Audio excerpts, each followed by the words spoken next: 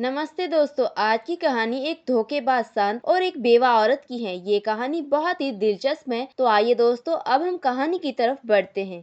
खूबसूरत पहाड़ी के दामन में वाक़या एक छोटे से गांव के करीब घने जंगल के बीच एक संत अपनी तपस्या में मगन था। संत का नाम स्वामी शरणानंद था। इसने दुनियावी जिंदगी की लालच और फेब को छोड़कर रूहानी रास्ता इख्तियार कर लिया था।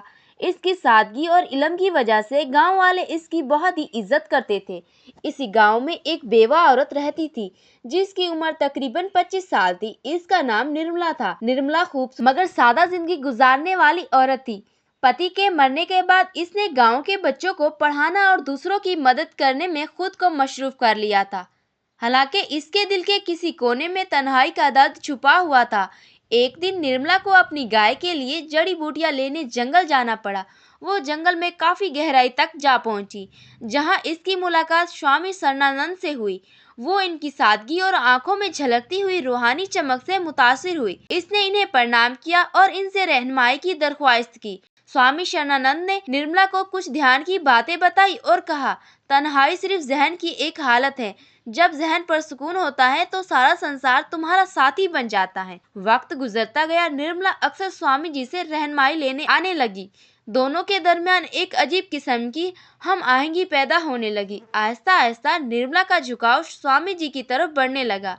वो इनकी गहराई और प्रेम में अपनी खुशी तलाश करने लगी। स्वामी शरणानंद, जो दुनियावी रिश्तों से दूर रहने का अहद कर चुके थे, वो भी निर्मला के इखलाक से मुतासिर हुआ। लेकिन इनके अंदर एक शदीद कश्मकश भी जारी थी। निर्मला की स्वामी जी के लिए अकीदत आहिस्ता आहिस्ता एक गहरी मोहब्बत में बदल रही थी। वो इनकी हर बात को गौर से सुनती और इनकी पैरवी करती। स्वामी शरणानंद भी निर्मला की सादगी और खलूस से मुतासिर थे, मगर वो अपने जज्बात को दबाए हुए थे।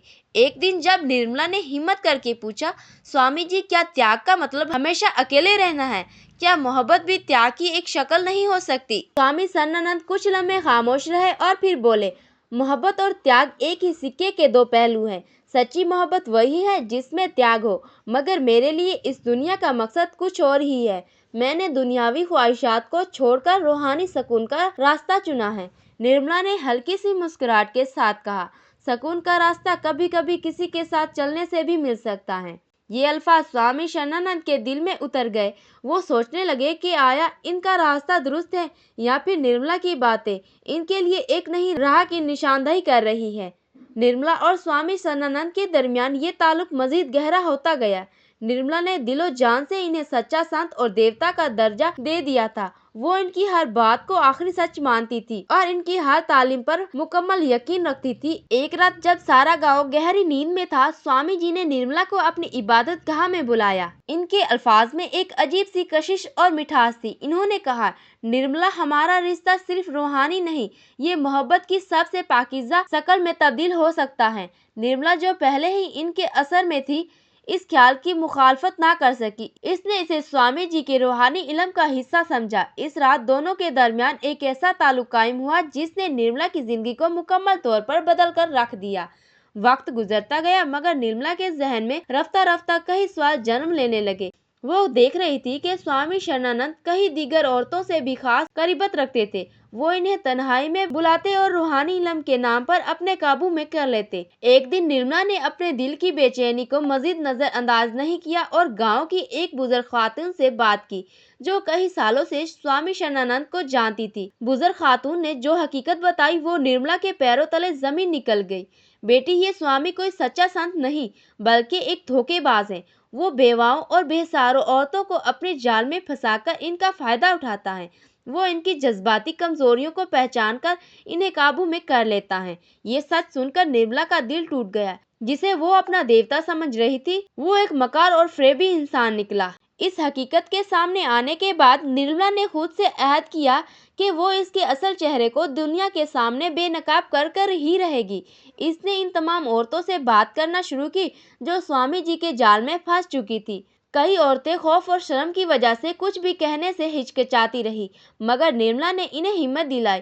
आखिरकार निर्मला ने फैसला किया कि वो खुद स्वामी शरणानंद को चैलेंज करेगी। निर्मला ने गांव के सरपंच और बहुत से लोगों के सामने पूरी हकीकत रख दी। इसने इन औरतों को भी सामने लाने की कोशिश की। आहिस्ता आहिस्ता गांव वालों को इनकी सच्चाई का अंदाजा होने लगा, लेकिन स्वामी शरणानंद इतनी आसानी से हार मानने वालों में से नहीं थे। इन्होंने अपनी चालाकी का इस्तेमाल करते हुए निर्मला को झूठा साबित करने की कोशिश की। गांव के कुछ लोग अब भी इन पर यकीन रखते थे, जबकि कुछ निर्मला के साथ खड़े हुए थे। ये जंग अब सिर्फ निर्मला और स्वामी शरणानंद के दरमियान नहीं थी, बल्कि ये सच और धोखे, इंसाफ और जुल्म के दरमियान एक जंग बन चुकी थी। निर्मला ने फैसला किया कि वो इस जंग को आखिरी दम तक लड़ेगी, चाहे कुछ भी हो जाए। स्वामी शरणानंद का जादू आहिस्ता आहिस्ता कमजोर होने लगा। निर्मला और कुछ बहादुर औरतों ने हिम्मत के साथ इनकी असलियत को सबके सामने लाने के लिए एक तहरीक शुरू कर दी। इन्होंने गांव की दीगर औरतों को इकट्ठा किया और इनकी आंखें खोलने की कोशिश की। कुछ औरतों ने, जो पहले खौफजदा थी, अपनी कहानी सबके सामने बयान की। जैसे ही इन औरतों ने अपनी हकीकत को बांटना शुरू किया, गांव के मर्द और बुजुर्ग भी स्वामी शरणानंद के खिलाफ हो गए। एक दिन जब गांव के लोग इनके इबादत गाह में इकट्ठा हुए, निर्मला ने खड़े होकर ऐलान किया, ये कोई संत नहीं बल्कि एक धोखेबाज है। इसने हम सब का फायदा उठाया और हमें अंधेरे में रखा। अब वक्त आ गया है कि हम इसे बेनकाब करें और इसके खिलाफ खड़े हों। गांव के लोगों में गुस्से की लहर दौड़ गई। इन्होंने स्वामी शरणानंद को गांव से निकालने का फैसला कर लिया। जब स्वामी शरणानंद ने देखा कि अब इनकी कोई चालाकी काम नहीं आ रही, तो वो खामोशी से वहां से फरार होने की कोशिश करने लगे। लेकिन गांव वालों ने इन्हें पकड़कर पंचायत में खड़ा कर दिया। इनके तमाम गुनाहों को सबके सामने पेश किया गया और फैसला किया गया कि इन्हें हमेशा के लिए गांव से निकाल दिया जाएगा। निर्मला ने एक लंबी सांस ली। इसकी जदोजहद कामयाब हो चुकी थी। इसने अपने दुख और धोखे को ताकत में बदलकर सच्चाई की जीत मुमकिन बना दी थी। अब वो जानती थी कि जिंदगी की सबसे बड़ी इबादत सिर्फ अंधे अकीदत में नहीं, बल्कि सच्चाई और इंसाफ के लिए लड़ने में है। ये कहानी हमें ये सिखाती है कि अंधा एतमाद हमें धोखे में मुब्तला कर सकता है। सच्चाई के लिए खड़े होना मुश्किल होता है, मगर आखिर में फतेह उसी की होती है जो सच्चाई का साथ देता है।